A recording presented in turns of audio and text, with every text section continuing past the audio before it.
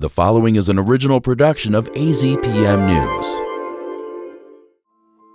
There's a perception that people don't go to concerts and plays, the opera, because you have to dress up. Right. That's never really been true, certainly not in Tucson, but it's definitely not true now. There's that perceived barrier that's not a real barrier. This is Speaking Personally, filmed on location at the Paul and Alice Baker Center for Public Media. My name is Tom McNamara. My guest is James Rill on this edition. James, thanks for joining us. You are a colleague at Arizona Public Media. You are the director of classical music for our FM radio stations, and you've been at it for a while. You have a lot of expertise and a lot of background in music management, in journalism, and I know you're all about making music accessible, and we'll talk at length about that. But the first thing I want to ask you, how does a kid living in a trailer park in Yuma, Arizona, many, many years ago, not too many, A lot. get into classical music, get into the arts as deeply, as thoroughly, as publicly as you have in your career? Sheer force of will. Yeah. I was the kind of nerdy kid who didn't have a whole lot of friends, had some, not a whole lot, was not athletically inclined. And I thought, well, as long as I'm sort of an outsider, I might as well go all the way and be completely different from all these other kids. And I thought, I'd seen enough movies with the kind of snobbish middle-aged men who knew about art and music and literature. And I thought, well, maybe I'll look into that and see if it's interesting, or at least something I can pose as. And it turned out to be really interesting. Yeah. I didn't have any role models, really, until we moved to Tucson. I didn't have access to a music library. Growing up in Yuma, not a lot of kids get to do that. What was it like? Really boring. Yeah. Like I said, I wasn't the most gregarious of kids, so that was fine. I did a lot of solo playtime, a lot of reading. And the public library was not too far from where I lived, so I spent some time at the library. I enjoyed going to school, but it wasn't exactly the place to paint a town red, except from third-degree burns when you touch the sidewalk. So I look back at it, and I think I might have benefited from a richer environment somehow, but I don't really think I would have turned out any differently. You had to find your culture in Yuma, huh? Not to besmirch a community, but the music, the things you were looking for, you had to. Yeah, but to be fair, I don't really have a good idea of what was available then. Maybe there was a wealth of attractions there that I just wasn't aware of. What age did you leave Yuma then, James? Were you about? The family left Yuma when I was just about to enter high school. Oh, okay. And so we lived in Prescott Valley for a year, and then we came to Tucson for my sophomore year in high school. And that glorious day you graduated from Flowing Wells High School. Flowing Wells High School, Yeah. as our enemies at Amphi used to call us, seeping sewers. Seeping sewer. Oh my goodness, that's not fair. No, it's not. That was a good school. Your time at the U of A, how did you begin stepping into the music scene with both feet? I never really did step into the music scene with both feet. I stuck my foot in. It's like the hokey pokey. You stick your foot into the music scene and twirl Shake it around. all about? Yeah, there you go. Because I'm not a professional musician. When somebody asks me what I play, I say I play CDs. All right. I do have instruments. You still play CDs? I still play CDs. All right. So do I. I do have instruments in my house, but I'm not going to pull them out when anybody is there. Neighbors would object. Yeah. Right. It's more, I'm the sort of music appreciation professional. And when I was a freshman in college, I took Music 101, a music appreciation course, mainly for the Easy A, because I already knew a lot of that stuff. I'd just been sniffing it out on my own. And once you're in, as long as you're paying attention, you keep picking up more and more information. You become more and more familiar with the environment. The Tucson music scene when you got here many years ago versus the music scene now, How different is it? Of course, I'm limited in what I knew as a teenager. Right, right. But there was the Tucson Symphony, which had existed since 1928. There was the Tucson Opera Company, as it was called then. It is now the Arizona Opera. I think there was a ballet company then, a professional one. Maybe it just started up a few years later. There were community orchestras, like the Civic Orchestra of Tucson. There were really good music programs in most of the schools. The quality wasn't quite where it is now because smaller budgets. Smaller city back Smaller then. city, Sure. yeah. But there were lots and lots of opportunities. Yeah. Can you go back to a trigger point for your career? Because you were exposed to so many different types of music. You have been president of the Arizona Friends of Chamber Music, executive director of Tucson Pops. So you're pretty spread out in the musical world, executive director of the Southern Arizona Symphony Orchestra. Those are big credentials. Was there a musical moment, I mean, Mitch Miller come on the TV, or Actually, or I do Lawrence remember. Welker, yeah. I do remember sing along with Mitch and following the bouncing ball. We're both old enough, yeah. Mitch Miller, because it was television, Mitch Miller conducted like a normal person, but the camera was so tight on him that the director kept saying, "Mitch, we're not getting your arms into the shot. So can you move them in?" And eventually he was conducting like this. He wasn't moving his elbows at all. Stop doing the chicken. Right. Yeah. That's why Mitch Miller conducted that way. It was all because of television. But no, I don't know that there was a turning point. Maybe when I was in elementary school, they bused us to a different school auditorium. And the local amateur orchestra of bank tellers and gynecologists was putting on a concert, especially for us. And I thought it was pretty cool. I think they played Smetana's Moldau and maybe some other things, and a march, because he taught us how to conduct a march from our seats. And I think that was my only real experience with classical music at that point. I don't know that it changed my life, but it certainly made me think about the possibilities. Yeah. You've written a book, I know, and it's been a while since you wrote the book, but it's timeless. Part of your mission, your vocation, working in the music world, is to make music, especially classical music and the others, accessible to people. And you wrote The Timid Soul's Guide to Classical Music. Why are we so timid about certain genres, certain forms of music like classical? Lack of familiarity, I think, is the basis of it. If you're going to play classical music, you really need to achieve a certain level of facility on some sort of instrument. The joke is, for rock music, you play 3 chords on a guitar and you got it. Right.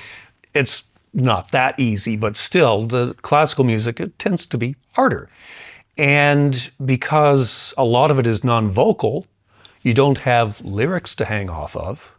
So what does this wordless music mean? How do I follow it? And it's long, more often than not. Do I have the patience to sit there and listen to something that isn't telling me a love story through words I can understand? I think not having the opportunity to sit down and give yourself time to experience it, especially in person, is what keeps a lot of people at arm's length from it. It's different going to a concert than sitting in your home. Right. Because at home you can get distracted by any number of things and not pay attention. Sometimes that means it can wash over you and you can enjoy it that way. Yeah. But at a concert, you have to sit there and pay attention to what's going on, whether you like it or not. I was talking to my wife about coming to talk to you about classical music. She grew up in Geneva, Switzerland, and she told me about how you'd go to a public square, go into town on a weekend. There would be concerts, public concerts. There would be classical music. And so families were naturally drawn into this spectacle together, into the scene and into the music. And we don't have that here. How do we bridge that kind of thing? Because the classical music here is over in the Symphony Hall, and it's not within reach unless you make an extraordinary effort. Yeah, well, back in the olden days, they'd have bands that would get together at the band shell at the park. We had a wind band that was run by an ancestor of Linda Ronstadt, the Ronstadt Band. in the 1880s and 90s. And there was a Chinese ensemble that would play at a park down by the river. Oh, yeah? So people could go out and promenade around and sit down and listen to this music free of charge, and it was accessible that way. Then we thought when radio came along, that would democratize it more. Professional musicians thought it was going to kill live music. It didn't. That worked to a certain extent. But as the decades passed, people became more and more specialized in their tastes. And even though you could flip the knob on a radio and hear any number of kinds of music, you always knew to go to a certain space to get the kind that you knew you liked. Right. And that's only gotten worse. In 1990, I was at the Arizona Daily Star. I was the classical music critic there. And as the decade began, all the features critics sat down and said, well, what kinds of trends are we going to predict for the 90s? You know how that goes. My prediction was that people's tastes were going to expand more and more. We might not have as many specialists in a certain kind of music, whether it's alt rock or classical or traditional country western, but the availability of the music was going to make it possible for people to sample all kinds of things, and they'd have some sort of at least casual familiarity with all kinds of music.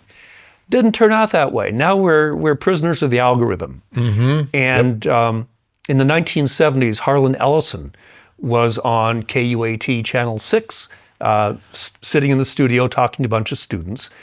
And I think he was promoting his book about TV called The Glass Teat. And he said, people get what they want because they want what they get. It's a circle. And it reinforces itself. And the more you get it, the more you want it, and the less you care about what you're not getting, and the less you demand. And that's where we are now, I think. Yeah. And you talk about that, the texture of traditional media, terrestrial radio, we call it in the industry. Radio as we've known it for years. Television, challenged now by streaming and all kinds of podcasts, if you want to toss that in. So many media coming at people and, you get what you want. Yeah. And you bring it in. What about social media, sort of in the midst of all this other media? Is social media a friend or a foe of trying to make classical music, chamber music, pops, accessible to people? Does it help? Does it hurt more? A little of both? It could help. I'm not sure how it could hurt, really, except through abuse of AI and phony stories. You see a lot of that on Facebook now. All these heartwarming stories about some celebrity doing something noble. Yeah. It's nonsense. They didn't do it. Right. You can see essentially ads or at least announcements for events going on.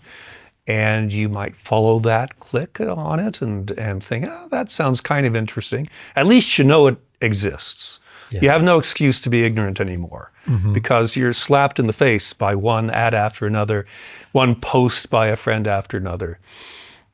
The question is, can you experience it somehow? Are you going to go to that performance, or is there a way to tune into the performance?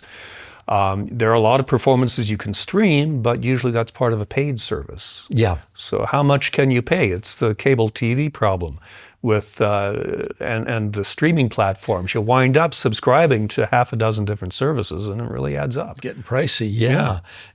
I know that you do a lot of outreach too. Recently, you were signed up to be at a function where you were exposing young people and children to music, and you do a lot of that. Are they hearing you?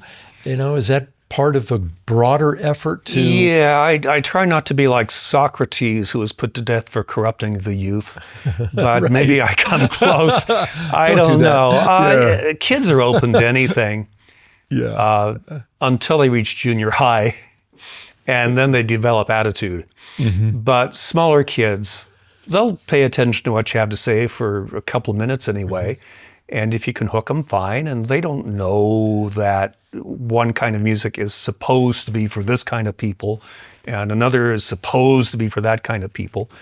They don't care. They just want to be engaged. And so that's, It's nice to work with young kids, and it's nice to work with older folks at retirement communities. I've taught a lot of classes at Academy Village, for example, and those people are really engaged. Lifelong learners out there. Yeah. They ask great questions. Yeah. You and I were recently involved in an event at Saddlebrook. Right. Great questions there, sometimes very technical questions. Great answers, too. Yeah. I would say. Yeah. We had a nice time. We had a good, really dialed in, focused audience that appreciated it. And part of your outreach is as classical music director, as our colleague at AZPM Radio, you're host of the morning classical show. Tell us about, I worked radio in my very early days in life and during college, a little bit afterwards at the New Jersey Shore. It was rock and pop music and news, but there it was radio. There's a certain magic to radio. There's a certain reach and a certain touch you don't get anywhere else, as with what you find in your music, classical music and the others. Talk about the magic of both and maybe how they intertwine for you and how you'd like to see that happen for the people who listen to you. Radio is a great job for an introvert. Mm-hmm. Because unlike in a studio with cameras, you're there all by yourself more often than not. It's just you and that microphone in your face, and you can pretend you're talking to your best friend, or you can imagine that you're talking to thousands of people at once. It doesn't really matter. You can just put yourself in a mindset that makes you comfortable. You don't have to worry about people gesturing at you with cues or anything like that. And so in radio, even though it's broadcasting to the broad public, you really need to think of it as communicating with just one or two people. Right. Trying to keep it personal, not pompous. You're not sitting in the Waldorf Astoria ballroom with the black tie. And maybe telling a little story to make the music come to life a little bit more, but you want to get off the air as quickly as possible. Let the music play, because people want to hear the music. They don't want to hear me. We used to have a saying in radio, less chatter, more platter. Okay. And so I go for the platter I like that. as much as possible. Back when you were spinning more. Right. Now it's back so when digital. we had vinyl. But back in our early radio days, we were spinning, cue up a record and let go at the proper millisecond and there you go. Yeah, so it is, an extremely personal medium, and you're dialing it out there to a broader audience, but you do have a dedicated audience, most of whom are familiar with, let's talk classical music, the terminology. I won't belabor my early days in college radio where we were broadcasting in New York City doing classical music shows, and no names, but we had young people getting on the air mispronouncing classical composers, classical terms and all. And then the phones would light up. And I won't go into that either. But is the terminology a great barrier to people warming up to that? It can be. That's why you shouldn't sling it around, around civilians. Yeah. I was the classical music critic at the Arizona Daily Star in the 90s. And I tried not to infantilize the audience, but if I used a technical term, I tried to make it clear in the context of the review what it was referring to. But I'm not going to talk about sonata allegro form and the harmonic sequences and stuff like that in a situation where I'm not talking to music professionals. Right. All you've got to do, whether you're a music critic or a radio person, is just stay one step ahead of your audience. So they think you know what you're talking about, but they don't know how much you don't know. Right. If you make a mistake with something they do know, that's when the phones are going to light up. Yeah. We've all done it for years. Oh, yeah. Talk about Tucson. You just mentioned Tucson. You have invested your life and your career, your knowledge, your aspirations in this community, in music. What is it about Tucson that just, makes you sing, so to speak? You don't want to hear me sing, trust me. I like the environment. I like to hike. I have lots of people that I know, friends. I like the possibilities for going out and drinking wine with friends. I like to be able to go to plays and concerts and dance performances if I feel the urge. And it's just a nice little environment. It's professional, but it's low pressure. And it's a pleasant place to be. And once you're in a community for a while, people get to know you and they ask you to do things. Right. And that's how I've gotten into most of the things I've done. I've been asked. I very rarely actually applied for anything. When I was a freshman in college, I auditioned for the radio job at KUAT-FM. And my first shift happened a few weeks later. Great. Yeah. Christmas Eve, 1976. All right, you got the holiday shift. Yeah. That helped. Nobody else wanted to work it. Yeah. So it's after people get used to you, they start asking you if maybe you're interested in helping them with this project or that project. And that's how I've gotten into just about everything else. When I've been on boards like the Friends of Chamber Music or Winding Road Theater Ensemble, it's because they came to me and thought I might have some ideas that would be useful. When I went to the Star, the fellow who had been the classical music critic encountered me and said, you ought to apply for my job. So I did. I applied for that, but I was kind of invited to apply. And then it's just one favor after another that turns into work sometimes. Yeah. But it's nice. It's nice to be known. It's nice to be asked. Yeah. And I think a lot of us can relate to what you're saying too. Over the years, you stay long enough, you start, making friends and sinking roots, and you don't want to tear yourself away. But having said that, one of the raps, as you know, against Tucson is we don't hold on to things. Baseball comes and baseball goes. We're holding on to hockey. Sports, things like that. They come and they go. We can't retain major league entertainment, major league sports. What about music as far as Tucson goes? Are we having a hard time retaining a quality aspect and organization of music in this town? Or is it fleeting and you have to keep reaching to pull it back into this community to keep it healthy? The problem with the arts in Tucson is funding. Yeah. Tucson has very few corporate headquarters. And the corporate headquarters we do have tend to focus on science funding or education funding, not arts funding. Yeah. The money's in Phoenix and the Phoenix area. That's why companies like Arizona Theater Company, Arizona Opera relocate their home offices to Phoenix because that's where the money is. Yeah. And yet they keep performing in Tucson. And to the extent that we're a revolving door for artists, that could be true. But I prefer to look at it, for example, with the Tucson Symphony, especially during the George Hansen years and since then, when he was the music director. We'd get a lot of young go-getters hired as principal players, the concertmaster, first violinist, the principal oboist, whatever it might be. And they'd play here for a few years, very few years, and then they'd move on. And they would move on to a bigger, more prestigious orchestra. So it wasn't that they were just fed up with Tucson. They were preparing themselves for really splendid careers.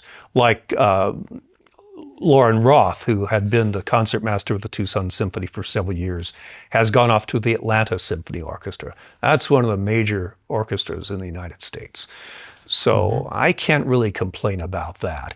I do, however, kind of miss the days when you'd go to a symphony concert and you'd look at the woodwind section and there are people like Warren Sutherland and Jean-Louis Cauchy who'd been there for decades and they were still playing well, and you become more familiar with the people in the orchestra. A question from another direction. This past weekend, I went with my family to an Andre Rieu concert in the movie theater.